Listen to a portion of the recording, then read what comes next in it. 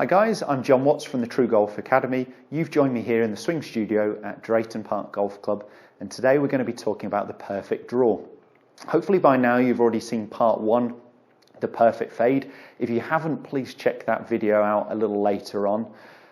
We're going to be talking about, for me as a right-handed player, a ball flight that is starting right of my target line, moving to the left, and hopefully finishing on target. The first part is probably the most important part of that, the bit that the ball is starting right of where we're, the target line where we're actually aiming. And I find that's a big problem with a lot of golfers, is actually they think they're hitting a draw when they're aiming way right without realizing it, swinging out to win and hitting probably more of a pull hook that's starting left of where they're aiming, moving further to the left. So we need a ball flight that's starting right of our target line, drifting back towards the target line. I've just put down a couple of alignment aids here in front of me. The green tour stick is pointing me straight down the white line towards my aiming post on our projected image from the GC2 launch monitor. And the orange line I've got down here is my start line. I've just put it down as a rough indication that I want the ball starting right of my aim line, or my target line, should I say. So we want the ball starting right, we want it drifting to the left.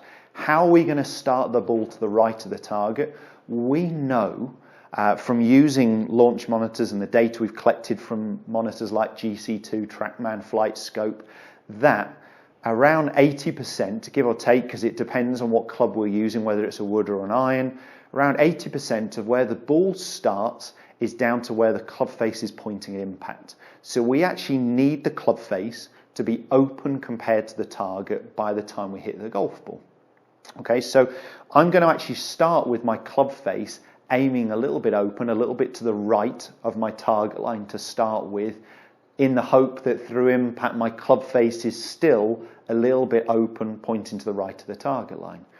But we need the swing path to be going more to the right than the club face is. So we need a more into out path.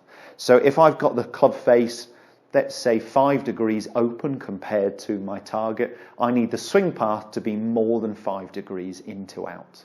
And then we're going to get that ball flight, because the club face is closed compared to the swing path, we're getting that ball flight which is drifting to the left. So the club face is closed to the swing path, but open to the target line, and that's the really important part.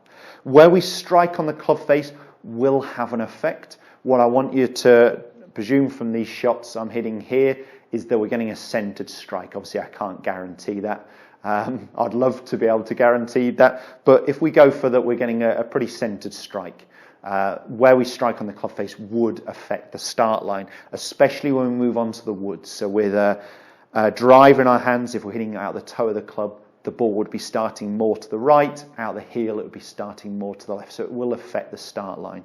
We're going to say it's a relatively centered strike when we're trying to hit this ball flight. So I need the club face to be a little bit open to my target line. And that brings me on to grip, because I get a lot of golfers when they're trying to draw the golf ball, they just strengthen their grip. So for a right-handed golfer, they're moving their hands more underneath or around the right side of the golf club. What all that's really going to do is close the club face.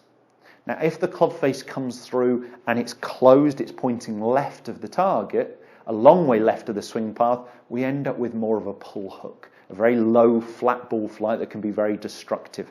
So I want you to hit this shot, but I want you to hit it with a pretty neutral grip to start with. Okay?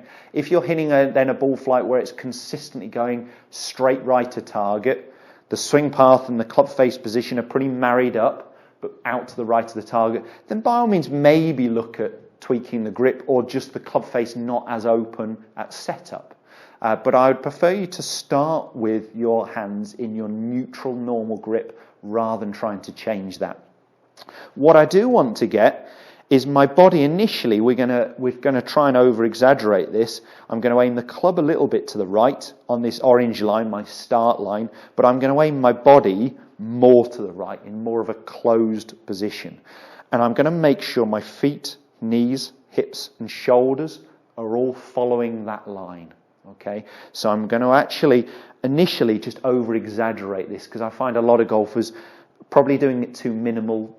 When you're starting off, I want you to see how much you can shape the ball, and then we can always look to minimize it afterwards. So I've got the club a little bit to the right of my target line on my new start line, but I'm going to get my body much more to the right, a good 30 degrees or so right of target.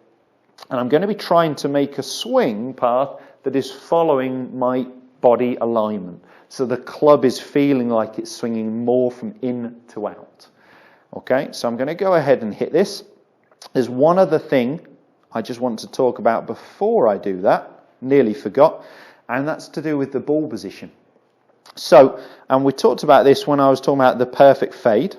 So hopefully you guys can see the white line on the mat here in an arced shape, which is a representation of my swing path. Now my swing path would be a little bit more extreme than this, but it gives me a decent idea, or you at home hopefully a pretty good example. Now if I play the ball in the center of that arc, the club is actually swinging into square to in. If I move that ball a little further back in my stance, the club is actually going to be swinging more to the right. It's more likely as well that the club face is actually slightly open compared to the target. So it does the two things we really want it to do. We want the club face to be open to the target, but closed to the swing path. So by me moving the ball back a little bit in my stance, it can definitely help me hit a draw flight. So instead of playing the ball in my normal central position for a 7-iron, if I just move it about a ball's width further back, that club is going to be swinging on a more in-to-out path, and the face is more likely to be a little bit open compared to our target line. Those things are going to help me hit this draw ball flight. So, here goes nothing. Club face a little bit to the right, body more to the right, including my shoulders. Normal grip, but I've just moved that ball position just a touch further back in my stance.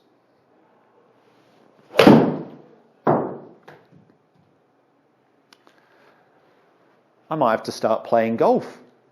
So that ball flight, and it went further than my fade shot I demonstrated the other day, carried 162, finished at 175. It started 5 degrees right of target, which is what I wanted it to do, and the ball, as you can clearly see on the image, and you'll get a close-up in a minute, is bending from right to left. Okay, so we know the club face was closed compared to the path.